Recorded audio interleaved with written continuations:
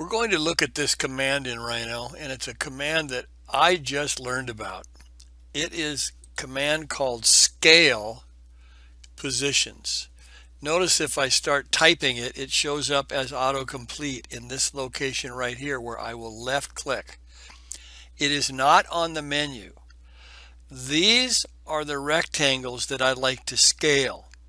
If I click that rectangle, and in order to pick all of them, I need to select them individually. But the unique part about this command is that it has a little anomaly. Let me show you what that is. I'm going to hit escape right now. I'm going to pre-select my purple rectangles. And now I will run the ScalePositions command. The origin, lower left. The first reference point is located right here, and I have placed a line segment to help us. So I'm going to pick the middle of that line segment. I want it to be obvious that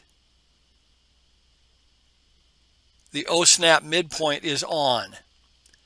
The other thing I want to be obvious is that if you look at the command line right now, before I pick the second reference point, make sure it reads copy equals yes. So I'll make a click right here, followed by enter. And that is the ScalePositions command. You might want to take a look at it. Thanks to Mike Vieira for making that model happen. Let me turn these note off right here. Let me zoom extents right here.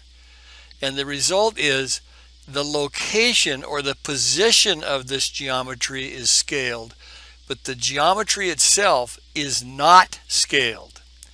That box size and this box size is identical. If you wanted it all to scale, you would use the Scale 2D command. Hope this worked well for you. 2 minutes and 15 seconds.